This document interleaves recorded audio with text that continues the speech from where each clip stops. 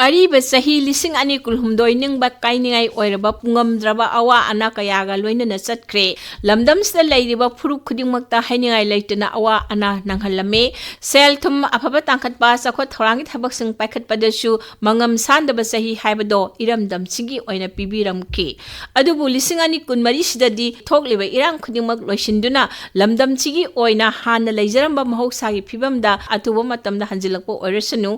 यामना नुंगनांगनिंगाई एबा थौंग अमदा लिसिंग अनि कुनमरीगी अहानबा थोंजिलमक्तदा थोखिबा लिलोंग चिंजाउगी थौदोक मणिपुरगी मियाम अमदि लेंगाकना यामना हैसिंगना मतम साना खुदुम चंचिनखिबदगी लेबाकि वाथोक ओखिदबा सिमक पुमनमक्की याइफबनी तुंगदा लाकदबा अवा अना अचौबा इरांग पुंबा असुमना मतम चाना लोइसनबो ओइरसनु राज्य असिदा थोखिबा इरांग सिंगे हौरफमसी मीडियागी रिपोर्ट मतुंग इन्ना येंगलगदी नेसा ड्रग की वाफम चोंथोरक्ली मुख्यमंत्री श्री नोंथोंबम बिरेन लुसिंगबा लेंगाकना लिसिंग अनि तारा निपालदगी हौना मणिपुरदा वार ऑन ड्रग्स कैंपेन चथखि मदुगी मनुंगदा लिसिंग अनि कुलहुमदोइदा तोंगान तोंगानबा मफमसिंगदा एकर लिसिंग अहुम मापल 10.3 थारमखिबा पोपी पांबीसिंग एकर 10 रोमदा थारमखिबा गंजा पांबीसिंग यान्थतुना मांगहनखि नार्कोटिक्स कंट्रोल ब्यूरोगी पाउ मतुंग इना लिसिंग अनि तारा निपालदगी लिसिंग अनि कुलहुमदोइगी मे था फावबदा लॉ एनफोर्समेंट एजेंसी सिंगना ड्रग फाबगा मरी लेनबा केस लिसिंग अमा चनिपान हुपु मापल रजिस्टर तौकी अमदी मियोय लिसिंग अनि सातु कुनी थोइसु फाकी हाइरी इम्फाल ईस्ट डिस्ट्रिक्ट की ओइना लिसिंग अनि कुलहुमदोइदा पोपी पांबी एकर सामा अहुम दशमिक मापल यान्थतखि अदुगा लिसिंग अनि कुनिथोइदा एकर सहुम हुंफुत्रा तरुक दशमिक मापल लोम यान्थतुना मांगहनखि टेक्नोपोल डिस्ट्रिक्ट लिसिंग अनि कुनिथोइदा पोपी पांबी एकर सहुम मरिफु तरुक यान्थतपदा लिसिंग अनि कुलहुमदोइदाना एकर संगा हुंफुरोम यान्थतुना मांगहनखि चुराचांदपुर डिस्ट्रिक्ट की लिसिंग अनि कुनिथोइदा एकर सहुम अनि लिसिंग अनि कुलहुमदोइदाना एकर संगा निफुमाथोइ दशमिक निपाल लोमदा पोपी पांबी याथकी उख्रुल डिस्ट्रिक्ट एकर सतुक तरुक लिसिंग अनि कुनिथोइदा अदुगा एकर सामरी हुंफुनिथोइना लिसिंग अनि कुलहुमदोइदा याथतुना मांगहनखि सेनापति डिस्ट्रिक्ट तसु लिसिंग अनि कुनिथोइदा एकर सहुम निफु लिसिंग अनि कुलहुमदोइदा एकर कुंथ्रा मापलदा थारंबा पोपी याथकी गंजाना लम एकर 10 थारंबा सिंग याथकी कामजोंग डिस्ट्रिक्टना लिसिंग अनि कुनिथोइदा एकर सनी 10 मापल अदुगा लिसिंग अनि कुलहुमदोइदाना चामा 34 थारंबा पोपी पांबी सिंग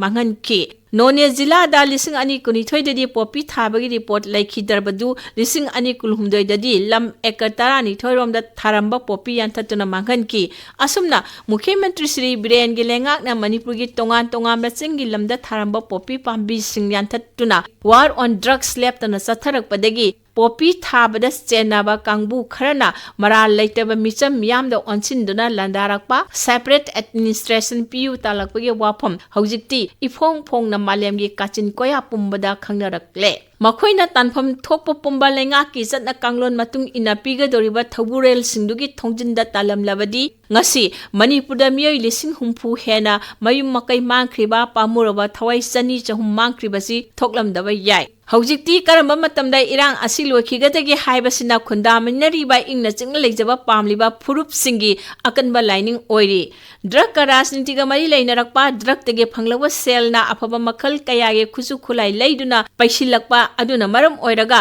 asengba tanja amada haujik thokliba kanglupki irang asi hauraknabagi maram oiki War on drugs na makhoigi senmit londa kahenbada natana asa manghalakpadagi makhoitagi oiba tongan by administration ama leijarage haibagi demand thorakhi mikhalda khulai paiba militant singa mari leinaramagi wafam media da phongdongla khiba leikre thajadana kanglupki irang lomda olakre Hana nungsi sanana leminaramagi khal adu kaikre hanjinmadi hanjilakani thajari adubu matam kharji sangkhigadawri biramdagi sangsilakpa khulai paiba militant singna drug karbadasu irang thoonbrajasu lamjingbo aina uri masi laibak thibani Bharat Laingakna Indo-Myanmar fencing kilometer sahum sangna khargani hairibadu thagatpam thoi adubu asuk kuiba karigi sambal khadana ihang hanna thambano irang thoklagata ningsinglakpara haibagi wahang amadi thoklaktaba natte Indo-Myanmar ngamkai thungna sambal khabam thoi Myanmar ge rajnitigi phibam phatte hojiksu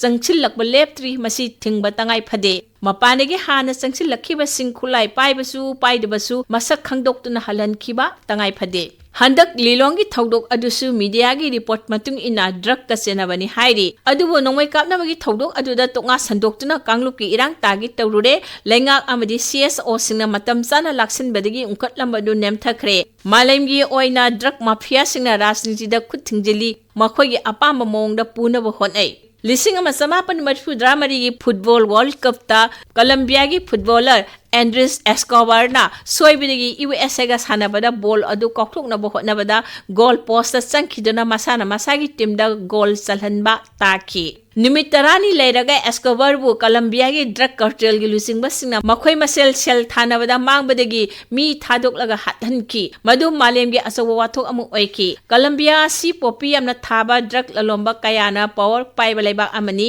Panama gi President Manuel Antonio Noriega drug kamari lenaba kesa Americana mabu mafam lokthokpata natana pharaga sahini pu jail da thamki mahakna military officer oina thabak torambana President oirba matung dasu Panama gi military bu drug puthok pusinda chauna khulai oina season aduna sel yamna tanki drug ayamba America da thajilakpana America na Panama da landaraga mabu phaduna trial tawraba tungda jail da thamki bani America gi jail dagi thadorklaba matungda Paris ta thaki mafamdida amu money laundering gi case ta thadok piki Colombia shu America na sauna drug lalonbagi damak senaduna leibalebak amani Escobar kanano halibasina khangbanate drug karba tawbusna makhogi sel mangle haibagi hatpani drug na kaidongoi desu afaba purakte miyobagi punsi mangan badan natana khunai desu saitheng kaya pi ngasi mak thengnari bai irang asi drug kamari leina de karamna haigani miyamne iramdam asidagi drug maru phangna mutat na bo hotna minarasi